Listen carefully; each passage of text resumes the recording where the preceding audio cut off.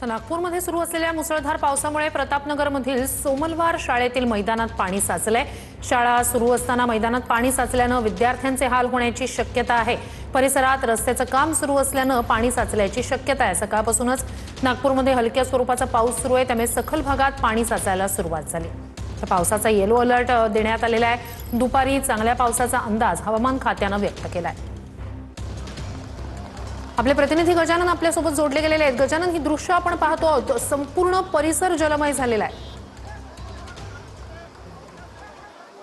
नक्कीच संपूर्ण परिसर जलमय झालेला आहे आणि जवळपास गुडघाभर पाणी आहे आणि या विद्यार्थ्यांना, पालकांना आणि शिक्षकांना रेस्क्यू केलं जात आहे। नागपूर महानगरपालिकेची फायर ब्रिगेडची टीम या ठिकाणी आलेली आहे।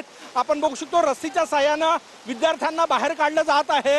अक्षरशः जवळपास 2 फुटापर्यंत 2.5 फुटापर्यंत पाणी आहे। पावसाचं पाणी शाळेच्या प्रांगणामध्ये शिरलेलं आहे। काही स्कूल बस जे आहे, बघा हे दृश्य दाखवतो, काही स्कूल बस मध्येच पावसात बंद पडलेले आहे, तर काही बसेस आत जात नाही। त्यामुळे अशा प्रकारे विद्यार्थ्यांचं हे रेस्क्यू ऑपरेशन जे आहे ते या ठिकाणी राबवलं जात आहे। बघा कशा परिस्थितीत पाऊस, किती पाणी आहे शाळेत। एनएमसीचा खूप मोठा प्रॉब्लेम आहे।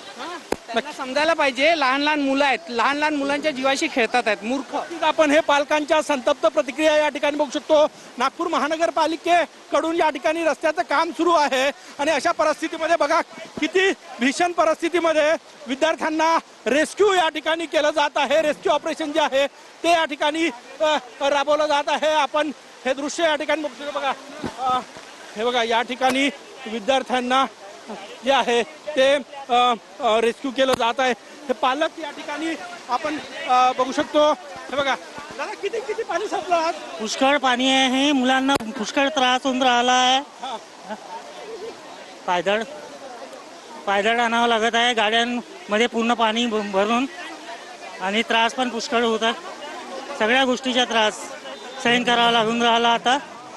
नक्कीच आपण हे दृश्य या ठिकाणी बघू शकतो। नागपुरातील सोमनवाडा शाळेतलं हे दृश्य आहे। अशा प्रकारे रेस्क्यू ऑपरेशन जे आहे ते या ठिकाणी काही स्थानिक नागरिक, स्कूल बस चालक आणि फायर ब्रिगेडचे जवान नागपूर महानगरपालिकेच्या ठिकाणी दाखल झाले आहेत।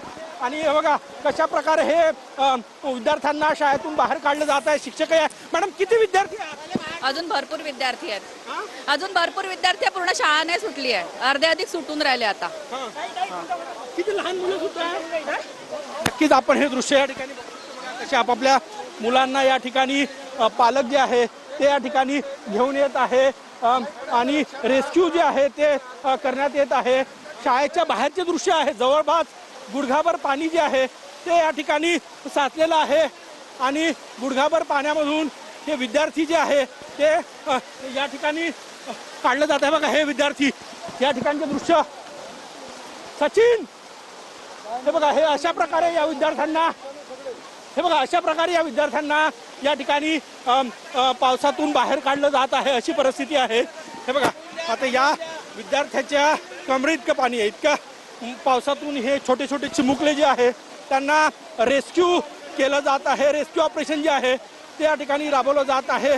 भीषण परिस्थिती, एक स्कूल बस जी आहे ती या ठिकाणी वाहून गेलेली आहे आणि आता आपण बघू शकतो बघा लहान लहान मुलं जे आहे ते कशा प्रकारे या ठिकाणी, हे बघा हे लहान लहान मुलं आहे, चिमुकले, अगदी छोटे छोटे मुलं आहे, छोटे छोटे मुलं आहेत आणि छोटे छोटे मुलं जे आहेत ते यांना